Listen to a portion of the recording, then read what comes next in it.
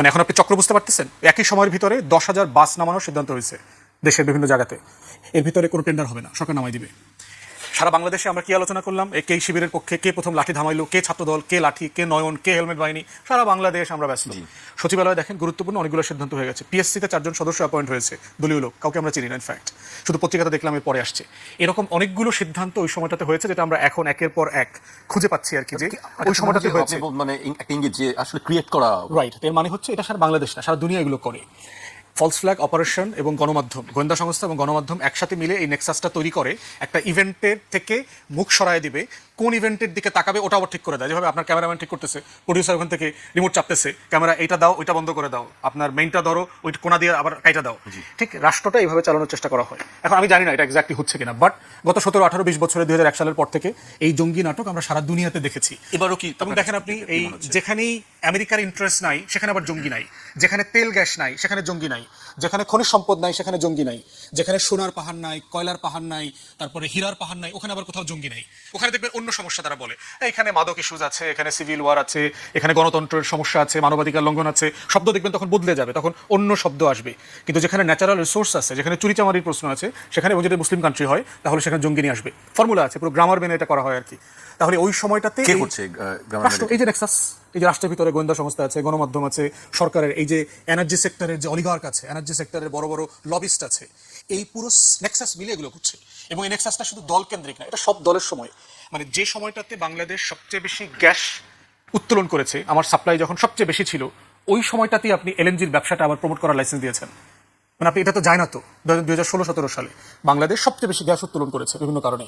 ওই সময়টাতে আপনি লাইসেন্স দিয়ে বর্তমানে মার্কেট আপনি প্রায় 30% মার্কেট এলএনজিকে দিয়ে দিয়েছেন। মিলল না তো। আপনার যখন গ্যাস সংকট থাকবে তখন না এলএনজি ইনক্রিজ করবে, আপনার উত্তোলন ভালো, আপনার সাপ্লাই ভালো, বাপেক্স ভালো ভালো এক্সপ্লোরেশন করতেছে, আপনি ওটাকে ফার্দার এক্সটেনশন না করে, ডেভেলপ না করে প্রসেসটাকে হল্ড করে দিলেন, হল্ড করে মার্কেটে ক্রাইসিস তৈরি করলেন, ক্রাইসিসের মধ্য দিয়ে একটা বিকল্প আমদানির ব্যবসা তৈরি করলেন। এবং এই প্রত্যেকটা ক্রাইসিস দেখেন, সরকার যে তেলের ক্রাইসিসের কথা এর আগে দেখলাম না আমরা যুদ্ধের পরে, গ্যাসের ক্রাইসিস, পাম্পে হাবিজাবি কত কিছু নাইটাই দেখলাম।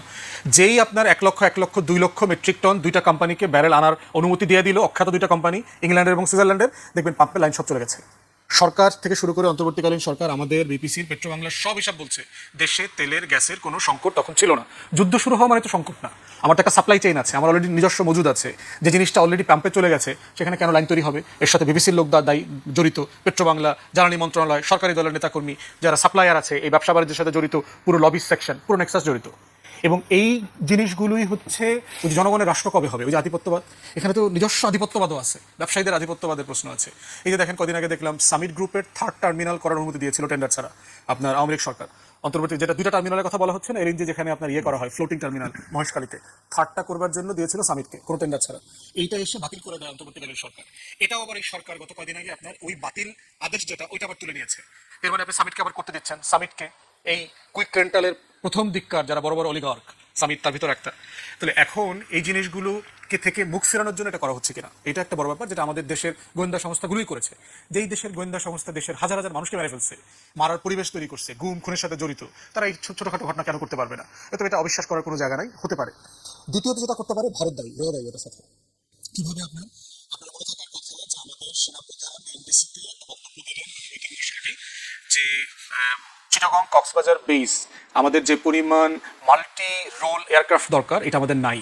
তো আমাদের যে 2030-এর আপনি জানেন যে আধুনিকায়নের একটা পরিকল্পনা আছে আমাদের সামরিক বাহিনীর, সেখানে আমাদের মাল্টি রোল কমব্যাট প্লেন দরকার এগুলো। তো এটা দিয়ে আসলে কি ইঙ্গিত করা হয়েছে? পাকিস্তানের যে F-17 আছে, থান্ডার, যেই সি প্লেন বানাইছে চায়না, এই ধরনের যে মানে খুবই অত্যাধুনিক, যেগুলো F-35-কে চ্যালেঞ্জ করতে পারবে, এই ধরনের মারণাস্ত্র অথবা সমরাস্ত্র আমাদের ভান্ডারে যোগ হওয়াটা জরুরি, যেটা উনি কারেক্টলি পয়েন্ট আউট করেছেন ন্যাশনাল ইন্টারেস্টকে সামনে রেখে। কয়েকদিনের ভিতরে আপনি দেখলাম আমার ইন্ডিয়ান মিডিয়া টিডিয়াতে সব জায়গাতে আমাদের বিমান বাহিনীতে টিটিপির লোক পাওয়া গেছে, তেহরিকে তালিবান পাকিস্তানের জঙ্গি পাওয়া গেল, আমাদের বিমান চালায়, আমাদের যারা বিমান বাহিনীতে জব টপ করেন, এরকম বহু লোকের খোঁজখবর পাওয়া গেল। তালেবান থেকে, আফগানিস্তান থেকে যেন কে আসছে, এক লোক ভিজিটে আসছে, তার ব্যক্তিগত কারণে আসতে পারে না মানুষ, তার এই জঙ্গি টঙ্গি বানায় নাটক টাটক করলো, ওই ঢাকা বিশ্ববিদ্যালয়কে উর্দু ভাষায় গালি দিচ্ছে, তারা পাকিস্তানি বানাইলো, লোক আসলে ইন্ডিয়ান লোক। তো এই দুষ্টামিগুলো করে মিডিয়া টিডিয়া, আমাদের তো দালাল আওয়ামী লীগের এবং ভারতের গোলাম পোষ্য সাংবাদিক গণমাধ্যম আছে, তারা দিন রাত এগুলো ছাপানোর চেষ্টা করলো। এখন টিটিপিকে, তেহরিকে তালিবান পাকিস্তান হচ্ছে ইন্ডিয়ান রয়ের হয়ে যারা পাকিস্তানে, পার্টিকুলারলি বেলুচিস্তানে, আফগান সীমান্তে যারা যত রকম দুষ্টামি আছে, আল কায়দা টাইপের দুষ্টামি, বগদাদি স্টাইলের দুষ্টামি, আইসিস স্টাইলের দুষ্টামি, এগুলো তারা করে দিন রাত। পাকিস্তান ইরানের ভিতরে ঝামেলা লাগাবে, পাকিস্তান আফগানিস্তানের ঝামেলা লাগাবে, কেওয়াস লাগাবে, এবং তাদের অসংখ্য কমান্ডারকে পাকিস্তান গ্রেফতার করছে। ইন্ডিয়ান এয়ারফোর্স এবং তাদের আর্ম ফোর্সেসের অফিসাররা পর্যন্ত গ্রেফতার হয়েছে, তারা এখন পাকিস্তানের জেলে পর্যন্ত আসে, তাদের ফাঁসির আদেশ পর্যন্ত হয়েছে। তারপরে ইন্ডিয়া আইসিজিতে গেছে, ইন্টারন্যাশনাল কোর্ট অফ জাস্টিসে গেছে, আইসিজিতে গিয়ে মানবাধিকারের প্রভিশন ইনভোক করে মামলা করেছে। তো এই কাজগুলো যারা করছেন, সেই কমান্ডাররা স্বীকার করছেন যে র আমাকে টাকা দেয়, আমাদেরকে ট্রেনিং করতে নিয়ে গেছে বিভিন্ন ক্যান্টনমেন্টে, রয়ের অস্ত্র এখানে আসছে, র থেকে নির্মিতরা ভাতা পায়। সেই মানুষগুলো সংগঠন হচ্ছে টিটিপি, নাম কি? তালেবান। দেখলে কি মনে হবে যে ওই তালেবান আফগান তালেবানদের একটা ভাই বেরাদারের সংগঠন। তো যারা জিহাদ ব্যবসা করে, বাংলাদেশের হুজুর আছে অনেকে জিহাদ ব্যবসা করে, এরা অনেকেই দেখবেন এই চিটাগং, কক্সবাজার এখান থেকে মানে ওই পাঠায়, মানে চালান পাঠায়, লোকের চালান, জিহাদ ব্যবসায়ী চালান পাঠায় ওই টিটিপির হয়ে যুদ্ধ করতে। বাংলাদেশে অনেক তরুণ কিন্তু পাকিস্তানে যুদ্ধ করতে গিয়ে মারা গেছে, তালেবানদের হয়ে যুদ্ধ করতে গিয়ে মারা গেছে। পুরোটা হলো রয়ের ফাঁদ। তাহলে এই যে ফেনোমেনানটা, ওয়ার অন টেররের যে ডিসকোর্স, যে ফেনোমেনা টেরোরিজমের, যেটা গত 25-26 বছর ধরে আমরা দেখে আসছি, আমাদেরকে মাথায় রাখা দরকার যে জেনুইন ঘটনা থাকতে পারে, অসম্ভব কিছু না। যে কোনো সমাজে প্রান্তিক চিন্তার লোক আছে, আমার ইটিভি ভালো লাগে না, আমি গিয়ে এটা বুলডোজ করে দিতে চাই, এটা কেউ ভাবতে পারে, একটা সমাজে এরকম মানুষ থাকতে পারে। কিন্তু এইটা থাকায়, চিন্তায় থাকা এক জিনিস, ক্ষোভে থাকা, বক্তব্যে থাকা, ফেসবুক স্ট্যাটাসে থাকা, এর মানে এটা না এটা একটা অর্গানাইজ ফোর্স আয়সা ইটিভি দালানটা বুলডোজ করে দিয়ে দিতে পারবে। মানে আপনি কাকে কতটুকু স্পেস দেবেন, কার ব্যাপারে কতটুকু খবর বানাবেন, সেটা তো একটা দায়িত্বশীলতা থাকা দরকার। তো এই জন্য বাংলাদেশে গণমাধ্যম এবং যারা আমাদের গোয়েন্দা সংস্থার সদস্যরা আছেন, তাদেরকে দয়া করে বলবো, বাংলাদেশের স্বার্থটা নষ্ট করিয়েন না, দেশের বদনাম হয়। এই যে বাংলা খবরটা আজকে আপনি আমাকে বললেন, এই খবরটা কি ইংলিশ হয় নাই মনে করছে দিনে? এই খবরটা কি সারা দুনিয়াতে ছড়ায়া যায় নাই যে বাংলাদেশে এই জঙ্গি ফেনোমেনা মানে করতেছে, উদ্ভব হচ্ছে? একই টাইমে আপনি 25টা ব্যবসায়ী কোম্পানি আসছে আমেরিকা থেকে ব্যবসা করতে, ওদের বিজনেস অ্যাসেসমেন্ট কি? বিদেশি বিনিয়োগ কিভাবে আসবে? তাহলে আপনি এগুলো করে কি আসলে দেশের ভালো করছেন, লাভ করছেন? আওয়ামী লীগের আমলে এগুলো করে কি দেশের লাভ হয়েছে? অতএব আমাদের প্রত্যেকটা ফোর্স বাহিনীগুলোর ভিতরে যদি কেউ থাকেন, দয়া করে দেশের বিপক্ষে কাজ করিয়েন না। আগেও লাভ হয় নাই, ভবিষ্যতে লাভ হবে না, সরকারেরও 2 আনার লাভ হবে না। ফেসবুকের জমানা আপনি এইসব 2 নম্বরে 9 নম্বরই করে লাভ হবে না। 1 ঘন্টা ওই যে বললো, সাথে সাথে ফারুক স্ট্যাটাস দিয়ে দিচ্ছে, সবাই বুঝতেছে ঘরের থেকে যে কে কোথা থেকে নাটক করতেছে। দয়া করে এগুলো করিয়েন না। জি, আপনার কাছে আমি আবার আসবো। আমি ফারুক হাসানের কাছে আসতে চাই। ব্যারিস্টার রাসেলুজ্জামান ফুয়াদ অনেকগুলো কথা বলছিলেন এবং বলছিলেন যে অনেক ক্ষেত্রে ক্রিয়েট করা হয় অনেক ঘটনা, অনেক একটাকে আড়াল করতে গিয়ে একটা আড়াল করা হয়। কিন্তু আমরা জানি যে সরকারের দিক থেকে আন্তরিকতার কোনো অভাব নেই, সরকার চেষ্টা করছে। সরকার যারা মন্ত্রী আছে তারা প্রতিনিয়তই বলছেন যে যে ঘটনাগুলো ঘটছে সেই ঘটনা থেকে উত্তরণের চেষ্টা চলছে এবং মানুষ যে কষ্টে আছে সেই বিষয়গুলো তারা অনুধাবন করছেন। মানে আপনার কাছে কেন মনে হয় যে আসলে ক্রিয়েট করা হচ্ছে বা ক্রিয়েট যারা করছে তাদের বিরুদ্ধে কেন ব্যবস্থা নেওয়া হচ্ছে না? ধন্যবাদ আপনাকে। হ্যাঁ, ফুয়াদ ভাইয়ের একটা পয়েন্টের সাথে আমি একমত, যেটা বলা হলো যে আমিও এর আগে টাচ করার চেষ্টা করেছি যে বিদেশি গোয়েন্দা সংস্থার প্রেসক্রিপশনে এরকম খেলা অতীতেও হয়েছে। এবং বিগত 15-16 বছর আওয়ামী লীগের আমলে আমরা কিন্তু এটার একটা ধারাবাহিকতা দেখেছি যে একটা ইস্যুকে ঢাকা দেওয়ার জন্য আরেকটা ইস্যু ক্রিয়েট করা হয় প্রতিনিয়ত, একটা ঘটনাকে ধামাচাপা দেওয়ার জন্য আরেকটা ঘটনা আর্টিফিশিয়ালি ক্রিয়েট করা হয়। এরকম আমরা প্রতিনিয়ত আমাদের দৈনন্দিন একটা মানে কর্মকাণ্ডের মধ্যে মানে এরকম করে আসছে আওয়ামী লীগের আমলে বিগত 15-16 বছর। আরেকটা পয়েন্টে এটা ফুয়াদ ভাইয়ের সাথে আমি একমত না, তিনি নিজেও সেই পুরনো খেলাটা কেন বন্ধ আমি হচ্ছে না? আসবো। আরেকটা পয়েন্ট ফুয়াদ ভাই নিজেই ধরেন যে এটার মানে ওই যেটা বলেন আপনার সরকারের পক্ষ থেকেও এটা করা হতে পারে। হ্যাঁ, তিনি যদিও এখানে আশঙ্কা করেছেন, তারপর দেখেন সরকার যদি এই ঘটনাগুলো আর্টিফিশিয়ালি ক্রিয়েট করে থাকে তাহলে সরকার ভালো করে জানে যে এটা একটা আন্তর্জাতিকভাবে একটা ইমেজের প্রশ্ন। আজকে বাংলাদেশের জঙ্গিবাদের উত্থান, বিভিন্ন জায়গায় বম্বিং হওয়া, বোমা স্বদেশ বিভিন্ন বস্তু উদ্ধার করা, এটা তো ইন্টারন্যাশনালি আমাদের দেশের ইমেজ সংকটে পড়বে এবং আন্তর্জাতিকভাবে আমরা ডিমোরালাইজ হবো ডে বাই ডে। এটা তো একদিকে সরকারের জন্য নেতিবাচক, আরেকদিকে বিদেশি ইনভেস্টর যারা আমাদের দেশে ইনভেস্ট করতে চায় তারা তো এখানে ইনভেস্ট করার সেই সাহসটা পাবে না, তারা তো সেই কমফোর্ট আপনার এনভায়রনমেন্টটা পাবে না। উনি কিন্তু নিজেই বলেছেন তাহলে সরকার তো জেনে বুঝে নিজের পায়ে নিজে কুড়াল মারার কথা না, অ্যাজ পার ফুয়াদ ভাইয়ের কথা অনুযায়ী। তো আমার ধারণা এটা সরকারের পক্ষ থেকে করা হচ্ছে, ইটস নট আপনার মানে ট্রু। তবে সরকারের মধ্যেও আমি যে বললাম বিভিন্ন লেয়ারে বিভিন্ন জায়গায় এখনো কিন্তু ওই যে পতিত স্বৈরাচারী যারা ভারতীয় প্রেসক্রিপশনে বিগত 15-16 বছর এই দেশটাকে তারা তাদের মতো করে নাচার করেছে, তারা তো বাংলাদেশ থেকে সমূলে উৎপাটিত হয় নাই, পালিয়ে যায় নাই, তারা এখনো আছে। ওই চক্রটা এখনো কিন্তু খেলার চেষ্টা করছে। ওই চক্রটা এখনো কিভাবে সরকারকে বেকায়দায় ফেলা যায়, কিভাবে বাংলাদেশকে বেকায়দায় ফেলা যায়, কিভাবে সরকারের ইমেজ ডাউন করা যায়, কিভাবে বাংলাদেশটাকে একবারে আগের মতো করে আমরা আমাদের কন্ট্রোলে নিয়ে আসতে পারি, আমরা যেভাবে চাই সেভাবে যাতে সরকার বাধ্য হয়। কারণ বিগত 15-16 বছরের কথা আপনি দেখেন, এখানে কি সত্যিকার অর্থে বাংলাদেশ জনগণের কোনো সরকার ছিল না।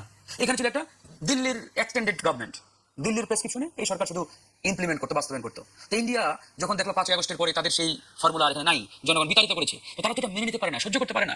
তারা তো যে কোনো মূল্যে চাইবে যে আমরা আবারও কিভাবে আমাদের পূর্বের সেই কন্ট্রোলিং পাওয়ারটা আমাদের পকেটে নিয়ে আসতে পারি। সেই কন্ট্রোলিং পাওয়ারটা ইন্ডিয়া মূলত তাদের পকেটে নেওয়ার জন্যই এই খেলাগুলো খেলার চেষ্টা করছে। এই জন্য আমি বললাম যে সরকার এখানে কতটুকু দক্ষভাবে এই ঘটনাগুলোকে আসলে কন্ট্রোল করতে পারে, এগুলোকে ধরেন যে আপনার ডিল করতে পারে, that is the major concern. এই জন্য আমাদের সরকারের দিকে তাকিয়ে থাকতে হবে, সরকারের দিকে দেখতে হবে, সরকারকে অবজার্ভ করতে হবে। সরকার দ্যাট মিন সরকারের যে অর্গানগুলো যারা এই ফাংশনে কাজ করে, এই জন্য আমাদের সময় দরকার। আরেকটা বিষয় দেখেন, এটা সাথে একমত যে একটা ঘটনাকে ধামাচাপা দেওয়ার জন্য আরেকটা ঘটনা আর্টিফিশিয়ালি ক্রিয়েট করা হয়। যেমন আমার ভাই যেটা কিছুদিন আগে বললেন, কয়েকদিন আগে আমরা দেখলাম হঠাৎ করে বিভিন্ন ক্যাম্পাসে ছাত্র শিবিরের মারামারি, শুরুতে আমার কাছে এটা কেন জানি মানে হঠাৎ করে খটকা লেগেছে। হলো, আবার নেই। তারপরে আবার হঠাৎ করে দেখলাম আলিয়া মাদ্রাসায় টানা 2 দিন চললো এরকম লন্ডভন্ড অবস্থা।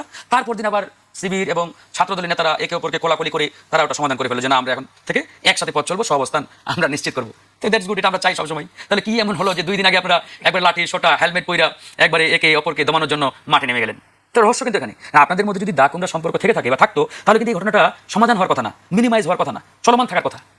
বাট তারা সমাধান করে ফেলেছে, আমরা স্যালুট জানাই, ধন্যবাদ জানাই তাদেরকে, উভয়কে, ছাত্র শিবির এন্ড ছাত্রদল উভয়কে আমরা ধন্যবাদ জানাই। কারণ এরকম ঘটনা আমরা দেখতে চাই না। আরেকটা বিষয় দেখেন, এই যে জ্বালানি সংকট, এই জ্বালানি সংকট কিন্তু শুধুমাত্র বিএনপির আমলেই যে শুরু হলো বিষয়টা এমন না, এর আগেও ছিল। বিশেষ করে বিগত 15-16 বছর আওয়ামী সেটাও কি ক্রিয়েট করা? আসবো, বিগত 15-16 বছর আওয়ামী লীগ জ্বালানি সেক্টরকে পুরোপুরি ধ্বংস করে দিয়েছে, পুরোপুরি। আমার ভাই একটা কথা বলেছেন না, ওই যে বিদ্যুৎ কি বলে আপনার ওই ঔষধ নীতির কথা, এই ঔষধ নীতি সরকার যখন বাতিল করে দিল কয়েকদিন আগে, আমরা প্রতিবাদ করেছি। আমরা বলেছি যে এই ঔষধ নীতি প্রণয়ন করতে গিয়ে প্রয়াত ডক্টর জাফরুল্লাহ চৌধুরী জীবন যৌবন উজাড় করে দিয়েছেন, এবং উনার জীবনের শ্রেষ্ঠ অর্জন হচ্ছে ঔষধ নীতি প্রণয়ন করা 82-তে। সুতরাং আপনারা এসে কলমের খোঁচা দিয়ে আজকে এটাকে বাতিল করে দেন, এটা তো মানে কোনোভাবে মানার মতো না, গ্রহণযোগ্য না। বিগত 15-16 বছর আওয়ামী লীগ কি করলো, এই শিল্প খাতকে ওই সালমান এফরান সহ গুটি কয়েক অলিগারকের হাতে তুলে দিয়ে পুরো শিল্প আমাদের এই ঔষধ শিল্পটাকে কিন্তু ধ্বংস করে দিয়েছে। এবং এর কারণে বাংলাদেশের লক্ষ লক্ষ মানুষ পথের ভিখারি পর্যন্ত হয়েছে, কারণ এই ওষুধের আপনার ট্রিটমেন্টের মানে বিল পরিশোধ করতে গিয়ে। তা আমরা তো এরকম চিত্র আর দেখতে চাই না। তো আপনারা কেন করলেন? আমরা কিন্তু সরকারকে এটা নিয়ে ব্যাপক চাপ দিয়েছি এবং বলছি তো সরকার যদি কোনো অন্যায় সিদ্ধান্ত নেই, এটা তো আমরা মানবো না। এখন থেকে এই জ্বালানি সংকট তখনও ছিল, ইউনিট সরকারের আমলে সরকার অনেকটাই এটাকে ধরেন যে কন্ট্রোল করতে পেরেছে। বিশেষ করে আওয়ামী লীগের আমলে অনেক লাইসেন্স তারা বাতিল করেছে, যাদেরকে দেওয়া হয়েছিল বিভিন্ন টার্মিনাল করতে, এগুলো তারা ধরেন যে ক্যান্সেল করেছে। তো নানাভাবে তারা কিন্তু এই জিনিসটাকে ম্যানেজ করেছে ওই সময়। বাট বিএনপি এসে এখানে আবার তারা একটা বড় ধরনের ধাক্কা অলরেডি খেয়েছে, এবং এই ধাক্কা সামাল দিতে কতদিন লাগবে আই ডোন্ট নো, হয়তো মানে জনগণও আসলে বুঝতে পারছে না কতদিন লাগবে এটা ঠিক করতে। কিন্তু এই যে জ্বালানি সংকট সমাধানে এই যে প্রাইভেট সেক্টরের হাতে যে আপনার আমদানির যে দায়িত্বটা দেওয়া, এটা আসলে দেখেন পৃথিবীর 90% দেশ কিন্তু মানে বেসরকারিভাবে কিন্তু আপনার জ্বালানি আমদানি করে। ইভেন পাকিস্তান, ইন্ডিয়ার কথা যদি বলি, তারাও কিন্তু মোস্ট অফ দেম তারা প্রাইভেট সেক্টরের মধ্যে দিয়ে কিন্তু জ্বালানিটা আমদানি করে। আর আমাদের এখানে প্রশ্নটা কোথায়? প্রশ্নটা কিন্তু আসলে প্রাইভেট সেক্টরকে জ্বালানি আমদানির দায়িত্ব দেওয়া না।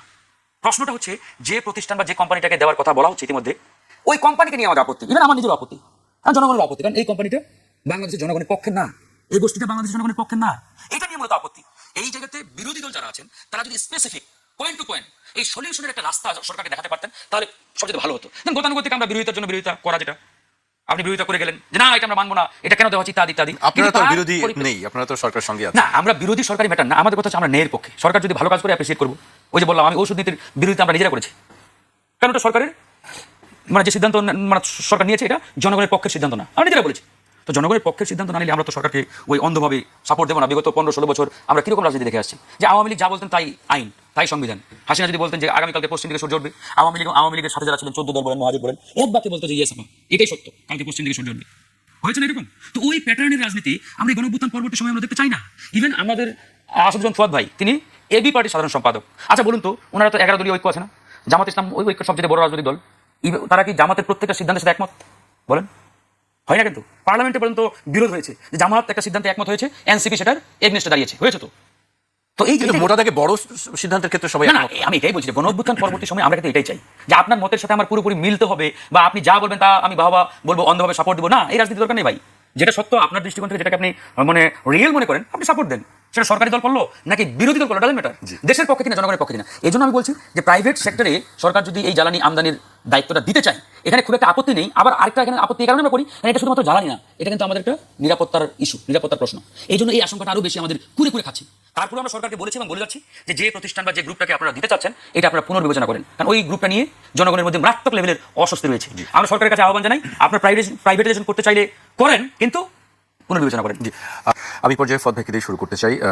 আমরা ফারুক হাসানের কথার মধ্যে একটি কথা একবার উনি বলছিলেন যে ব্রিক্স নিয়ে তিনি তারেক রহমান প্রধানমন্ত্রী সেখানে যাবেন কি যাবেন না। আপনার কাছে কি মনে হয় এই বিষয়টা নিয়ে কয়েকদিন ধরেই আলোচনা চলছে, সরকারের পক্ষ থেকে এখনো কোনো সিদ্ধান্ত নেওয়া হয়নি, আপনার কি মনে হয়? একটু জ্বালানি নিয়ে একটু কথা বলি। দেখেন, মানে আমরাও নীতিগতভাবে কেউ বেসরকারিকরণ করবার পক্ষে না। ইভেন বসুন্ধরা, সামিট, যেসব কোম্পানির বিরুদ্ধে আমরা বিভিন্ন সময় কথা বলি, তাদেরকে দেওয়ারও বিপক্ষে না। বিষয় হচ্ছে প্রসেস ফলো করছেন কিনা, আপনি একটা নীতিমালার ভিত্তিতে দিচ্ছেন কিনা। যে কোনো সরকারি কোম্পানিকে বেসরকারি খাতে দেবার যুক্তিটা কি থাকে, যে এটা ইনএফিশিয়েন্ট, এটা কার্যকরভাবে কোম্পানিটা চলছে না, চালাতে পারছে না, এটা একটা লুজিং প্রপার্টি, এখানে লাভ হচ্ছে না, সরকারের প্রচুর ঘাটতি দিতে হচ্ছে, তাহলে আপনি রাইট জায়গাতে প্রসেস ফলো করে প্রাইভেটাইজেশন করবেন অথবা সেল আউট করে দেবেন, কিছু একটা করবেন। আমাদের যে বিসিআইসি কর্পোরেশন আছে, সেখানে আপনার প্রায় 50-60টা কোম্পানি আছে, অলমোস্ট এন্টায়ারলি সবাই মানে লুজিং এন্টারপ্রাইজ, লোকসানে আছে। বিমান বলেন, আমাদের রেলওয়ে বলেন, এরকম বড় বড় পাট কল, চিনি কল, যা যা আছে সব কিছু লুজিং এন্টারপ্রাইজ। আমরা এখানে কথা বলছি এমন একটা খাতের প্রাইভেটাইজেশন নিয়ে, যেটা একমাত্র কোম্পানি যে লাভজনক প্রতিষ্ঠান, বিপিসি তো লাভজনক প্রতিষ্ঠান, হিউজ প্রফিট করে। অতএব এই কোম্পানিটাকে কেন আপনার এই কোম্পানি যে ব্যবসাটা করে এটাকে প্রাইভেটাইজ করতে হবে কেন? এটা তো আপনার লুজিং এন্টারপ্রাইজ না। এটা হলো প্রথম কথা। দ্বিতীয় কথা হচ্ছে যে আপনি যদি কোনো সেক্টরকে প্রাইভেটাইজ করেন তার আগে তো নীতিমালা করতে হবে, পার্লামেন্টে উঠাইতে হবে যে আমরা এই সেক্টরের এই অংশটা এই কারণে প্রাইভেট সেক্টরে দিতে চাই। তখন এটা নিয়ে পক্ষের বিপক্ষে আলাপ হবে। আপনি চিঠির ভিত্তিতে যদি লেনদেন করে ফেলেন, কাউকে ওয়াদা দিয়ে ফেলেন, কিন্তু পার্লামেন্টে কি সেই বিষয়গুলো আসলে আলোচনা হয়? সেটা তো আমরা বলছি যে এটা তো আমাদের প্রেশার, আমাদের কথা বলার কারণ তো এইটা যে আমরা নীতিগতভাবে তো এই জিনিসগুলোর বিপক্ষে না। যে আমরা এই যে বলছি না যে এই কোম্পানি ওই কোম্পানি, আমার কোনো আপত্তি নাই। বাংলাদেশে যে কোম্পানি এলিজেবল, আমার নীতিমালার প্রশ্ন যারা ফুলফিল করবেন, যারা মার্কেটে ম্যানুপুলেট করবেন না, যারা মার্কেটে জনগণকে কষ্ট দেবেন না, এই নীতিমালার মধ্যে যাই আসবেন তাকেই বিজনেস দেওয়া হোক, আমার কোনো আপত্তি নাই। কিন্তু সেটা আপনি করছেন না কেন? আপনি গোপনে গোপনে করছেন কেন? যাদের মতামত নিতে চাইলেন, বিপিসি, জ্বালানি মন্ত্রণালয়, পেট্রোবাংলা, তাদেরকে আপনি একটা মতামত দেওয়ার জন্য বাধ্য করছেন কেন? সে যখন জনগণের পক্ষে রাষ্ট্রকে সামনে রেখে মতামত দিল, আপনি তার পথ খেয়ে ফেললেন মানে কি? এরপরের সচিব, এরপরের চেয়ারম্যান বুঝবে না যে আসলে আমাকে কি মত দিতে হবে?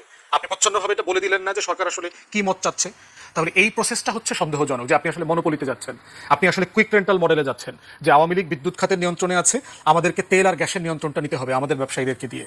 এই জায়গাগুলো হচ্ছে ভয়ঙ্কর। জনগণের মালিকানার প্রশ্ন এখানে কম্প্রোমাইজ হচ্ছে। আমরা নীতিগতভাবে এটা এগুলোর বিপক্ষে না।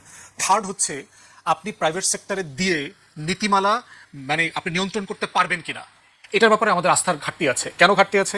জ্বালানির অনেকগুলো বিষয় তো প্রাইভেট সেক্টরে দেওয়া হয়েছে, সরকার তো একটা জিনিসেরও নিয়ন্ত্রণে নাই। এক্সাম্পল দিই, কুইক রেন্টাল একটা বড় ব্যাপার না? বিদ্যুৎ আমরা তো প্রাইভেট সেক্টরে দিচ্ছি। প্রাইভেট সেক্টরে দেওয়ার পরে তার কি আপনি নিয়ন্ত্রণ করতে পেরেছেন?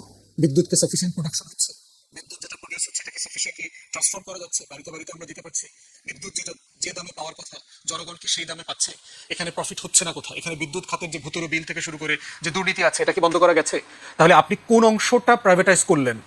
সকল লুজ প্রজেক্ট মানে সকল সফরেন ক্লোজ দিয়ে গ্যারান্টি দিলেন আপনি, মানে আপনি গ্যাস দিবেন, সে প্রডিউস করে দিবে, গ্যাস দিতে না পারলেও তাকে টাকা দিতে হবে, তাকে ক্যাপাসিটি চার্জ দেবেন। এই প্রসেসটার ভিতরে কি দিলেন আপনি জনগণকে?